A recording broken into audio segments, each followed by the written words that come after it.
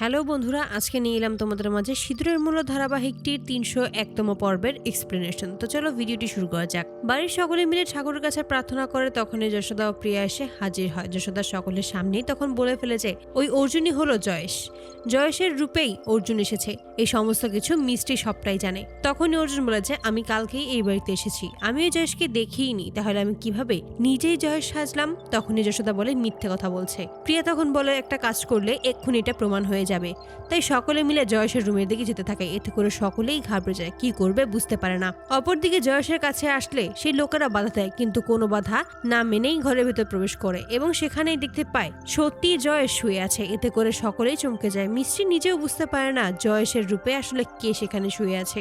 সকলেই তখন সেখানে জয়েশ আর অর্জুনকে একত্র দেখতে পেয়ে একটু স্বস্তি পায়। তারপর সেখান থেকে সকলেই চলে যায়। তখনই বড় ঠাম্মি মিষ্টিকে বলে যে এই লোকটা আবার কে?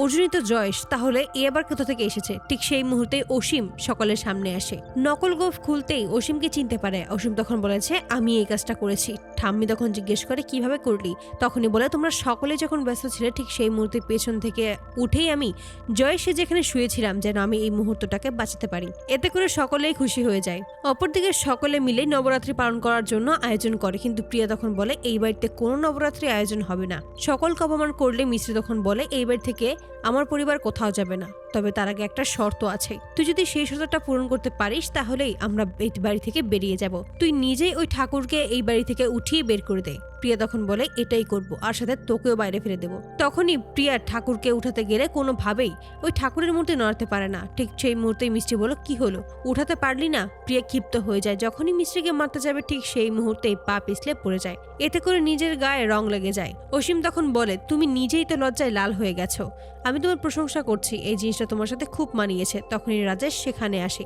এবং প্রিয়াকে বলে কি হয়েছে তোমার? প্রিয়া বলে আমি ঠিক আছি। তখনই বড় ঠাম্মি বলে যে এই সমস্ত কিছু প্রিয়া করেনি। এতে করেই প্রিয়া ঘাবড়ে যায়, বলেছে আমি সমস্ত কিছু করেছি, ওরা একটু মজা করছে। তখনই জয়েশ বলে আমি নিজেও এরকমটা পছন্দ করি।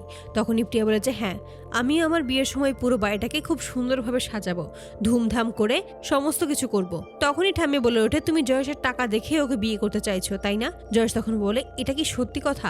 আমি তাহলে এখানে আর থাকবো না। এতে করে প্রিয়া বলেছে আপনি ভুল ভাবছেন, আমি আপনাকে সমস্ত কিছুই খুলে বলছি, আপনি একবার আপনার ঘরে চলুন, আপনি ওদের কথা কান দেবেন না, ওরা কি বলছে আমি জানি না। এই বলেই প্রিয়া অর্জুনকে নিয়ে সেখান থেকে চলে যায়। অপরদিকে মিষ্টি অর্জুনের ঘরে আসে অর্জুনের ফোন নিয়ে যাওয়ার জন্য, যেন কোনোভাবেই অর্জুন প্রিয়ার কাছে ধরা পড়ে। ঠিক সেই মুহূর্তেই অর্জুন মিষ্টিকে টেনে নেয়। অপরদিকে যশোদা প্রিয়াকে বলে আমি যেটা বলছি সেটাই সত্যি, ওই অর্জুনই হলো জয়েশ। প্রিয়া তখন বলে তুমি তো নিজের চোখেই সবটা দেখেছো, তাহলে কেনই বা সে একই কথা বলছো? তখনই যশোদা বলে যে ওরা তোমাকে বোকা বানাচ্ছে আর তুমিও বোকা হচ্ছ। অপরদিকে অর্জুন মিষ্টিকে বলে তুমি কোনো চিন্তা করো না। প্রিয়া অর্জুনকে বিশ্বাস না করলেও জয়েশকে ঠিকই বিশ্বাস করে, ও ঠিক ওই পেপারে সাইন করে দেবে। তখনই মিষ্টি বলে যে আমি আমার মাতারানির উপর খুব বিশ্বাস রাখি। তারপরেই দেখা যায় নবরাত্রি পালনের সময় প্রিয়া মিষ্টিকে বলে তুই অর্জুনকে ছাড়া কিভাবে এই নবরাত্রি পালন করতে পারিস? তখনই অর্জুন সেখানে আসে। যশোদাকে তখন প্রিয়া বলে তুমি এখানে ওর ওপর নজর রাখবে আর আমি জয়েশের ওপর। তো বন্ধুরা কি হতে চলেছে তোমাদের কি মনে হয়? নবরাত্রির দিনেই কি ধরা পড়বে অর্জুন প্রিয়ার কাছে? নকল জয়েশ সেজে কি নিজের বাড়িটা উদ্ধার করতে পারবে? তোমাদের মতামত কিন্তু অবশ্যই কমেন্টে জানতে ভুলবে না। এরকম আরো এক্সপ্লেনেশন ভিডিও পেতে অবশ্যই আমাদের চ্যানেলটি সাবস্ক্রাইব করে আমাদের পাশেই থাকবে। ধন্যবাদ।